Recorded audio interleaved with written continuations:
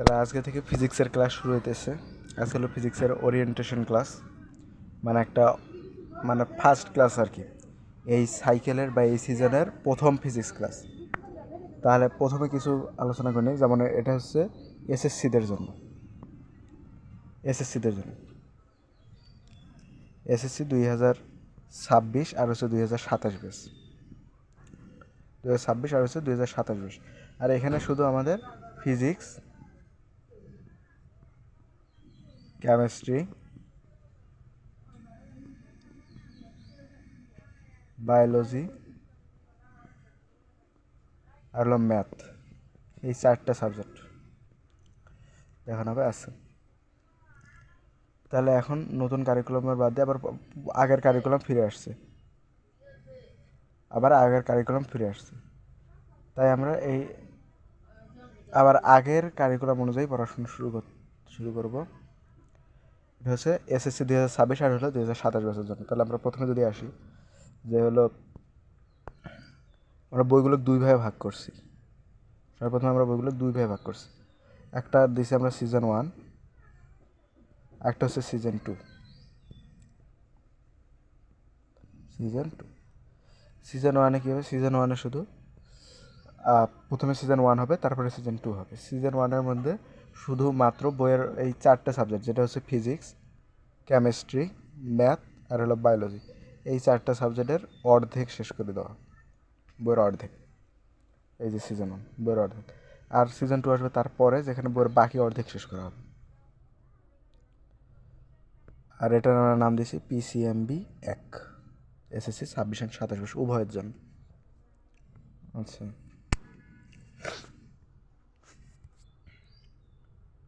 এটা পরে আসে, এই স্লাইডটা পরে আসে। আগে দিই কোন সাবজেক্টে কতটুকু হবে। ফিজিক্সের হবে কয়টা? 7টা অধ্যায়। ফিজিক্সের এখানে হবে হলো 7টা অধ্যায়। হিসেবে 7টা অধ্যায় কী কী? ভৌত পরিমাপ, গতি, বল, কাজ ক্ষমতা, শক্তি, আলোর প্রতিফলন, স্থিরতড়িৎ আর চলতড়িৎ। বাকি যে অধ্যায়গুলো থাকে সেটা হবে সিজন 2-এ। তারপরে যে ফিজিক্সের এখানে 2-একটা অধ্যায় আছে এমন, যেটা হচ্ছে ইয়াদের নাই, মানে 26 ব্যাচের নাই। 26 ব্যাচের পদার্থবিজ্ঞানের 7 নম্বর অধ্যায়টা শুধু বাকি থাকবে। এগুলো সব করার পর শুধুমাত্র সপ্তম অধ্যায়টা বাকি থাকবে, তরঙ্গ শব্দ। এটা হচ্ছে এই যে 2.0, একটা এই কোর্সটা শেষের পর ওই কোর্সটা আবার চালু করা হবে। তারপরে আবার যদি বায়োলজিতে আসে, বায়োলজির হবে কয়টা অধ্যায়? বায়োলজির এখানে মনে হয় 7টা অধ্যায় আছে। 7টা অধ্যায়, সেটা হচ্ছে জীবন পাঠ, কোষ বিভাজন, তারপরে হলো কোষ বিভাজন, জীবনী শক্তি, খাদ্য, পুষ্টি ও পরিপাক, রেচন প্রক্রিয়া, দৃঢ়তা প্রদান ও চল। এই অধ্যায়গুলো পড়ার পরে এইখানে কিছু অধ্যায় আছে যেটা হচ্ছে 26 ব্যাচের নাই। কিছু অধ্যায় আছে যেটা হচ্ছে 26 ব্যাচের নাই। আবার কিছু অধ্যায় আছে যেটা এই জায়গায় নেই, কোর্সে নেই, 26 ব্যাচের জন্য, যেহেতু তাদের শর্ট সিলেবাস। সেগুলো হচ্ছে এই যে 2 নম্বর অধ্যায়, 11 নম্বর অধ্যায়, 12 আর 13, 2, 11, 12, 13 এই অধ্যায়গুলো। এটা হচ্ছে 2.0। আবার 2.0-তে বাকিগুলো শেষ করে দেওয়া হবে এই কোর্সটা শেষে। এই কোর্সটা শেষে 26 ব্যাচ আর 27 ব্যাচ আলাদা হয়ে যাবে। রসায়নের অধ্যায় আছে 7টা। আচ্ছা, ফিজিক্সের অধ্যায়টা হচ্ছে 13টা, বায়োলজির অধ্যায় হলো 14টা। 14টার মধ্যে 7টা গেল, তার মানে আর 7টা থাকবে, 7টা সিজন 2-তে। ফিজিক্সের 7টা গেলে 6টা থাকবে 2-তে। কেমিস্ট্রির 7টা গেলে 5টা থাকবে, কেমিস্ট্রি 12টা অধ্যায়। এই অধ্যায়গুলো কী কী যেগুলো নেওয়া হয়েছে? ওগুলো হচ্ছে রসায়নের ধারণা, পদার্থের অবস্থা, মানে 1, 2 এই 2টা অধ্যায়ে তেমন কোনো পড়া নাই, আর লাস্টের অধ্যায়টায় তেমন কোনো পড়া নেই। ওই জন্য এই 3টা অধ্যায় এই জায়গায় অ্যাড করা হয়েছে, কারণ দ্বিতীয় সিজনে আবার যৌগ 11 অধ্যায় থাকবে। সিজন 2-তে, যেখানে ওই 11 অধ্যায় পড়তে সময় লাগবে, তাই এদিকে আর কি বেশি করে নেওয়া হয়েছে, এখানে কম করে দেওয়া হয়েছে। তারপরে এই যে ম্যাথের দেওয়া আছে, এদের মধ্যে অধ্যায় কম, মাত্র 5টা অধ্যায় দেওয়া হয়েছে। 5টা অধ্যায় ম্যাথের দেওয়া হয়েছে, 5টা অধ্যায়। তাহলে বাকি যে অধ্যায়গুলো থাকবে ম্যাথের, সেগুলো সিজন 2-তেও হবে, আর এইখানে আরও কিছু অ্যাড করা হবে পরে। এই যে কেমিস্ট্রির এই যার মধ্যে কিছু অধ্যায় আছে, যেটা হচ্ছে 26 বছরের জন্য 26 বছরের সিলেবাসে নেই, সেই চ্যাপ্টারগুলো তাদের ক্লাস করা লাগবে না, সেই জায়গায় ওদের ক্লাস হবে এই যে 11 অধ্যায় আংশিক পড়ানো হবে, তারপরে 7ম অধ্যায়, 6ষ্ঠ অধ্যায় আর 5 নম্বর অধ্যায়। 5 নম্বর অধ্যায়ের নাম হলো রাসায়নিক বন্ধন, 6 নম্বর অধ্যায় হলো ওই যে গণনা, মৌলের গণনা, তার 7 নম্বর অধ্যায় হলো বিক্রিয়া, আর 11 নম্বর অধ্যায় হচ্ছে যোগাযোগ, যেটা সম্পূর্ণ না আংশিক করে দেওয়া এগুলো। আর ম্যাথ হলো আপাতত 26 ব্যাচের সিলেবাস অনুযায়ী হবে, 26 ব্যাচের সিলেবাস অনুযায়ী আরও এই যে কয়েকটা চ্যাপ্টার যোগ করা হবে। তারপরে যে রুটিনটা আমরা প্রথমে 2 ভাগ করছি। প্রথমে এই যে সিজন 1, আরেকটা আসলে সিজন 2।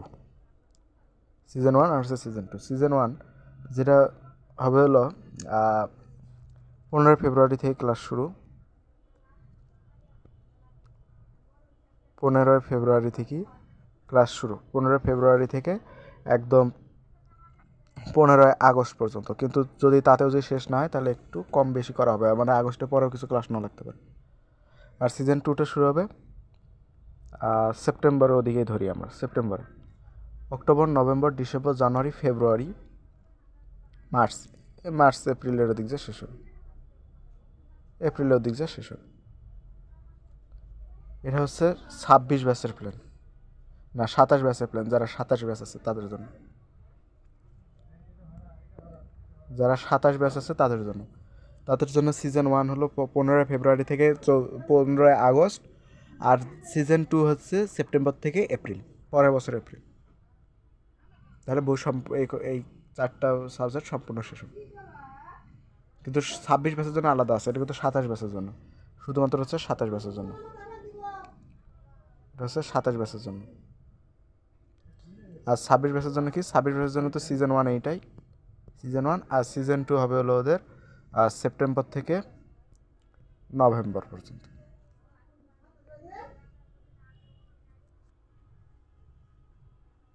তাহলে তাদের এই যে সব চ্যাপ্টার এই কোর্সে নাই, ওগুলো হলো এই যে সিজন 2তে, মানে সেপ্টেম্বর থেকে নভেম্বরের মধ্যে ক্লিয়ার করে দেওয়া হবে। আর আপাতত এই সিজন 1-এর যে রুটিনটা, সেই রুটিনটা হলো এই যে এইটা, সিজন 1-এর যে রুটিনটা, ক্লাস রুটিন। প্রথমে বায়োলজি হচ্ছে শনিবার আর হচ্ছে রবি সোমবার। আপাতত প্রত্যেকটা সাবজেক্ট সপ্তাহে দুইটা করে ক্লাস দিছি, দিনে একটা করে ক্লাসই হোক বা 2টা করে ক্লাসও আছে। আপাতত এইভাবে থাক, একটা সাবজেক্ট সপ্তাহে 2 দিন করে থাক, সামনে গিয়ে সপ্তাহে 3 দিন করে দেওয়া হবে। যেমন বায়োলজি হচ্ছে স্যাটারডে আর হচ্ছে মন্ডে, কেমিস্ট্রি হচ্ছে সানডে আর হলো মন্ডে। মানে হলো এই যে সোমবারে 2টা সাবজেক্ট আছে, একটা হচ্ছে বায়োলজি আর একটা হচ্ছে কেমিস্ট্রি। শনিবারে হলো বায়োলজি, আর শনিবারে আর কোনো ক্লাস নেই, শনিবারে একটা ক্লাস। রবিবারে হচ্ছে কেমিস্ট্রি, রবিবারে আর কোনো ক্লাস নেই। সোমবারে 2টা ক্লাস, মঙ্গলবার ফিজিক্স, আর কোনো ক্লাস নেই, একটা ক্লাস। বুধবারে একটা ক্লাস ম্যাথ, বৃহস্পতিবার ফিজিক্স, আর শুক্রবার ম্যাথ। আচ্ছা, তাহলে এই অনুযায়ী ক্লাস শুরু হবে আর কি।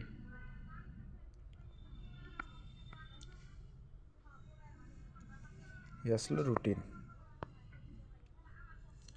তাহলে এখন চলো ওরিয়েন্টেশন ক্লাস শুরু করা যাক। মানে আজকে প্রথম লেকচার ফিজিক্সের আজকে হচ্ছে প্রথম লেকচার। তাহলে সর্বপ্রথমে আমরা দেখি ফিজিক্সের যে চ্যাপ্টারগুলো পড়বো, ওগুলো কীভাবে পড়বো, কয়দিনে পড়বো, সেটা একটু আলোচনা করি। প্রথমে ফিজিক্সের যে চ্যাপ্টারগুলো আছে তার মধ্যে প্রথমে আছে হলো ভৌত জগত পরিমাপ। আমরা প্রথমে প্রথম অধ্যায় দিয়েই শুরু করবো, তারপর গতি, তারপর বল, তারপর কাজ ক্ষমতা শক্তি, আলোর প্রতিফলন, স্থির তড়িৎ, চলতড়িৎ, এভাবে আমরা যাবো। বা মাঝে মধ্যে মনে হতে পারে আলোর প্রতিফলন আমি আগে বাড়াইতে পারি, তখনকার উপর সেটাই নির্ভর করবে। তাহলে প্রথমে ভৌত জগত পরিমাপ দিয়ে শুরু করব। ভৌত জগত পরিমাপের মধ্যে লেকচার যাবে 8টা লেকচারের মতো। গতির মধ্যে লেকচার যাবে কয়টা, ওরকম 8-9টা, এইভাবে আর কি। মোট এগুলো সব শেষ করতে লাগবে হলো 63টা লেকচার, 63 দিনে শেষ হবে। সপ্তাহে যদি 2 দিন করে হয় তারপর কিন্তু অনেক সময় লাগে, সামনে যে 3 দিন করা হবে। আর এর সাথে তো আরও আছে MCQ আর হলো সিকিউ ক্লাস, প্রত্যেক চ্যাপ্টার ওয়াইজ আছে। 2টা চ্যাপ্টার একসাথে করেও সিকিউ MCQ আছে, বা 3টে চ্যাপ্টার এক জায়গায় করে আছে, বা মডেল টেস্ট সলভ আছে ওই চ্যাপ্টারে, এটা চলবে।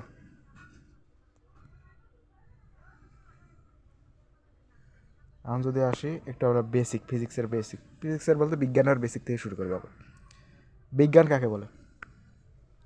কোনো কিছু পর্যবেক্ষণ, পরীক্ষা নিরীক্ষা করে তার পরীক্ষালব্ধ জ্ঞানকে বিজ্ঞান বলে। তাহলে বিজ্ঞানের 2টা শাখা আছে। সাধারণত বিজ্ঞানকে 2 ভাগে ভাগ করা যায়। সাধারণত বিজ্ঞানকে 2 ভাগে ভাগ করা যায়। একটা হচ্ছে ভৌত বিজ্ঞান, একটা হলো জীববিজ্ঞান। বিজ্ঞানকে 2 ভাগে ভাগ করা যায়, একটা হচ্ছে ভৌত বিজ্ঞান, একটা হচ্ছে জীববিজ্ঞান। তো জীববিজ্ঞানের অংশ তো জীববিজ্ঞান, কিন্তু ভৌত বিজ্ঞানের অংশ হচ্ছে ফিজিক্স আর কেমিস্ট্রি। এই ভৌত বিজ্ঞান হলো পদার্থ আর রসায়ন। তাহলে ভৌত বিজ্ঞানের একটা হচ্ছে এই পদার্থবিজ্ঞান। তাহলে পদার্থবিজ্ঞান কাকে বলে? পদার্থবিজ্ঞান কাকে বলে ওঠার পরের আগে আসি যে পদার্থবিজ্ঞান শব্দটা কীভাবে আসছে। পদার্থবিজ্ঞান শব্দটি এসেছে গ্রিক শব্দ ফুসিকে থেকে। গ্রিক একটা শব্দ ফুসিকে, যার মানে হলো প্রকৃতি সম্পর্কিত যে জ্ঞানগুলো আছে এগুলা। যেমন হলো প্রকৃতি সম্পর্কে বিভিন্ন জ্ঞান আছে, যেমন এই যে আলো, তারপরে বায়ু, শব্দ ইত্যাদি, বল, শক্তি, এগুলা। তারপরে পদার্থবিজ্ঞান হচ্ছে প্রকৃতিক বিজ্ঞানের সেই শাখা, এটা হচ্ছে একটা প্রাকৃতিক বিজ্ঞান। পদার্থবিজ্ঞান একটা প্রাকৃতিক বিজ্ঞানের সেই শাখা যেখানে পদার্থ, শক্তি, এদের ধর্ম, প্রকৃতি এবং এদের পারস্পরিক সম্পর্ক, রূপান্তর এবং তাদের ব্যবহার নিয়ে আলোচনা করা হয়। তাহলে পদার্থবিজ্ঞান কাকে বলে? এই 2 লাইন থেকে আমরা সংজ্ঞা বানাতে পারি যে বিজ্ঞানের যে শাখায় পদার্থ, এই যে এখান থেকে শুরু করা যায়,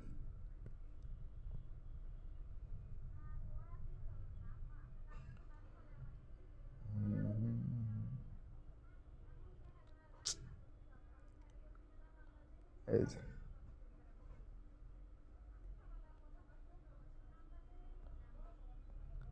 এটাকে সংজ্ঞা হিসেবে দেওয়া যায় যে শাখায় পদার্থ, শক্তি, এদের ধর্ম এবং প্রকৃতি, এদের পারস্পরিক সম্পর্ক, রূপান্তর এবং তাদের ব্যবহার নিয়ে আলোচনা করা হয়, তাকে পদার্থবিজ্ঞান বলে। অন্যভাবে বলা যায় পদার্থ শক্তির অন্তর্নিহিত দর্শনই হচ্ছে পদার্থবিজ্ঞান।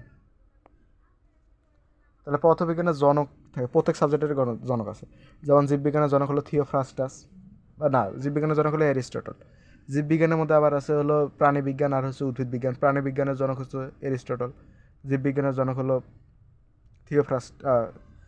উদ্ভিদ বিজ্ঞানের জনক হলো থিওফ্রাস্টাস, আর জীববিজ্ঞানের জনক হলো অ্যারিস্টটল। রসায়নের জনক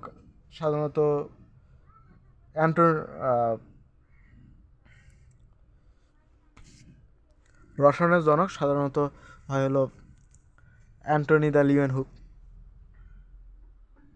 অ্যান্টনি ল্যাভেসিয়ে। সাধারণত রসায়নের জনক হলো অ্যান্টনি ল্যাভেসিয়ে। জীববিজ্ঞানের জনক হলো অ্যারিস্টটল। আর পদার্থবিজ্ঞানের কোনো নির্দিষ্ট জনক নেই, তবে 3 জনকে একসাথে করে তার জনক বলা যায়। সেই 3 জন হলো আলবার্ট আইনস্টাইন, আইজ্যাক নিউটন আর হচ্ছে গ্যালিলিও গ্যালিলি।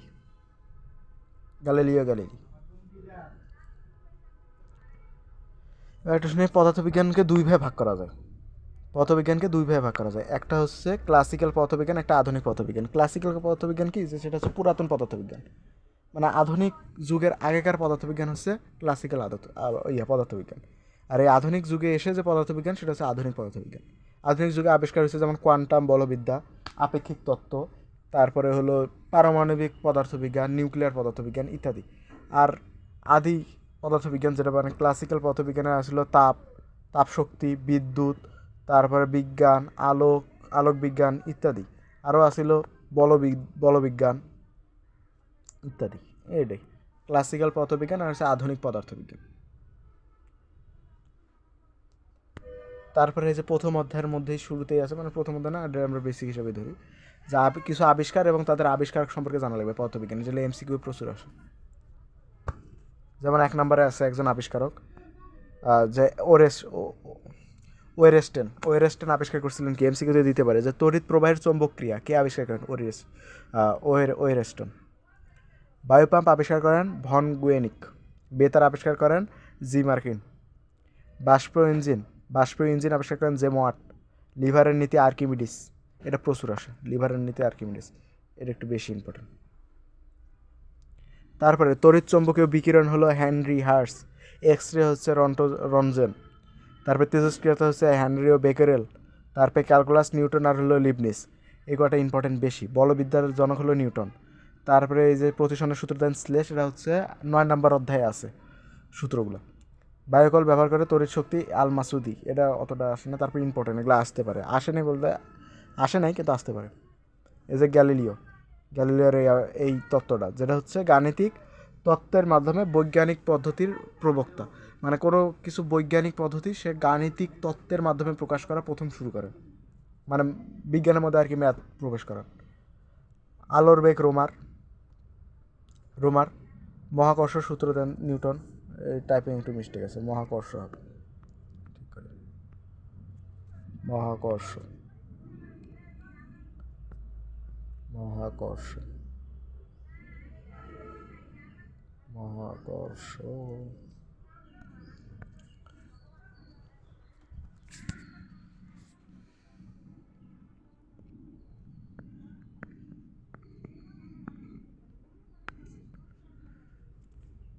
মহাকর্ষ সূত্র দেন কে? নিউটন। তারপরে এই যে যান্ত্রিক শক্তিটা তড়িৎ শক্তিতে রূপান্তর করেন হলো কে? জেমস হেনরি আর হলো ফ্যারাডে, এই দুইজন। এরকম আর একটা স্লাইড আছে যেগুলো দাগ দিতেছে, এগুলো বেশি ইম্পর্টেন্ট, মানে ওগুলো আসছিল পরে, আর যেগুলো দাগ দেওয়া নাই ওগুলো আসে নাই কিন্তু আসতে তো পারে। সৌরকেন্দ্রিক তত্ত্ব দেন হলো কোপারনিকাস। আপেক্ষিক তত্ত্ব দেন আলবার্ট আইনস্টাইন। আরেকটা আলবার্ট আইনস্টাইনের সূত্র আছে, সেটা হচ্ছে E=mc², এটাও আসে E=mc²। তারপর আবার নিউক্লিয় তত্ত্ব দেন রাদারফোর্ড। আর এই যে সত্যেন্দ্রনাথ বসু, এই আইনস্টাইনের তত্ত্বটা আবার আর কি বসু আইনস্টাইনের সংখ্যায়িত তত্ত্ব নিয়ে আবার গবেষণা করেন। তারপরে যে বয়েলের যে আবিষ্কারটা আছে, সেটা হচ্ছে বিভিন্ন চাপে গ্যাসের ধর্ম। সূর্যগ্রহণের ভবিষ্যৎবাণী করেন কে? থেলিস, এটা আসছে এমসিকিউতে। পিথাগোরাস হলো জ্যামিতিক উপপাদ্য। হাজেনার হাইয়াম হলো আলোক তত্ত্ব। গিলবার্ট চৌম্বক তত্ত্ব। হাইগেন হলো আলোক তরঙ্গ। এই কটা বেশি ইম্পর্টেন্ট, জাস্ট মুখস্থ বলা ছিল। আর কিছু বেসিক আছে, যে মনে করি কোনো সময় ম্যাথ করার ক্ষেত্রে কোনো কিছু যদি সেন্টিমিটারে দেওয়া থাকে, তাহলে আমাদের ওইটাকে মিটারে নিতে হয়। এটা কেমনে নেব?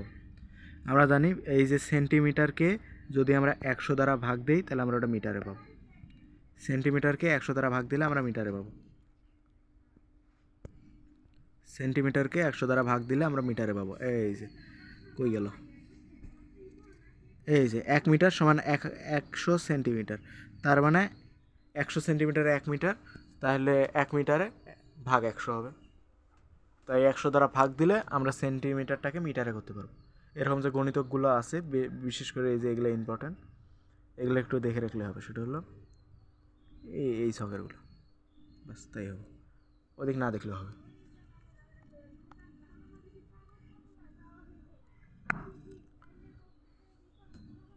তো আজকে এই পর্যন্তই, এমনি বেসিক আলোচনা করলাম। নেক্সট অধ্যায়, প্রথম অধ্যায়ের লেকচার 1 শুরু হবে হলো সামনের 18 তারিখ। তাহলে দেখা হচ্ছে 18 তারিখ,